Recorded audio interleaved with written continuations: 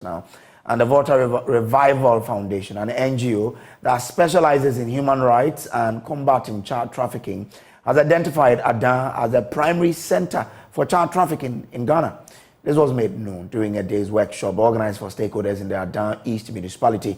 The workshop aimed to raise awareness about the escalating child trafficking cases in the area. And Joy News' Elvis Washington provides more details in the following report. Have developed new methods for trafficking children, prompting the need to educate stakeholders about these trends for better vigilance, as explained by the Volta Revival Foundation.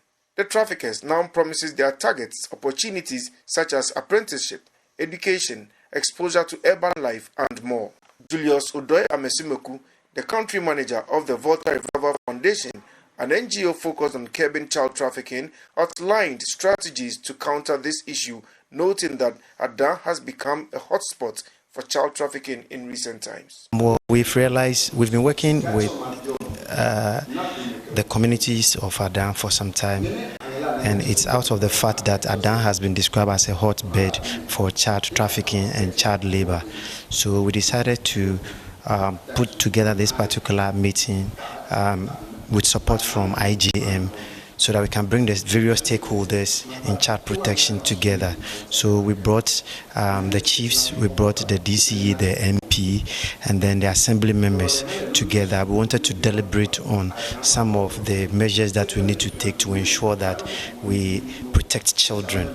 And we said the child protection network or net in Ghana is very weak, and that of Adan is very, very weak. So we wanted to bring this group of people or stakeholders together to talk and also plan for the way forward, so that we all know the roles that we need to play in protecting children. We believe that the children are our future leaders, and we need not allow children to just grow in any environment, but they need to be protected and guided even as they grow to become our future leaders.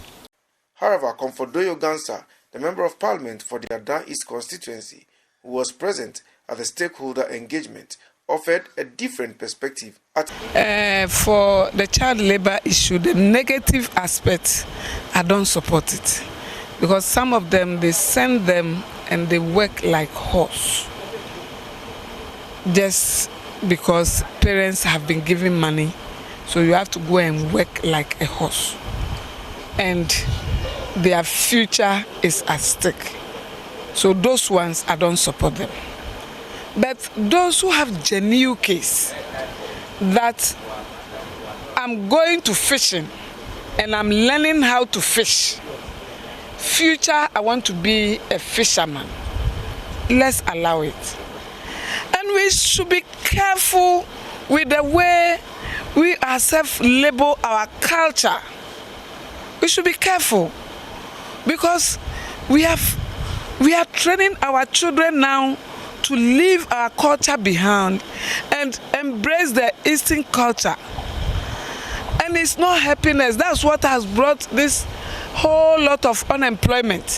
Attendees present at the stakeholder engagement praised the efforts of NGOs in their endeavors to combat the challenge. At first, it's on the ascendancy. Now, it's coming down because of the educations that we are having from organizations like IGM, SOS, and other Challenging Heights and other NGOs. So it's coming down. I think our problem has to do with education, and that is what we are having now.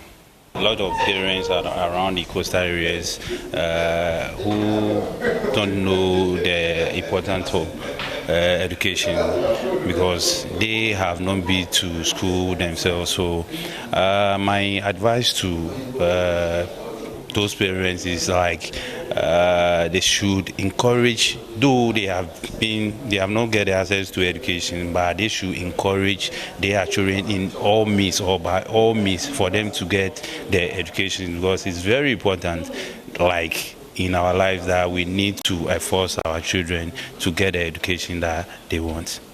The one-day stakeholder meeting brought together community leaders, assembly members, community residents, opinion leaders, and the Member of Parliament for the Adan constituency. For Joy News, my name is Elvis Washington.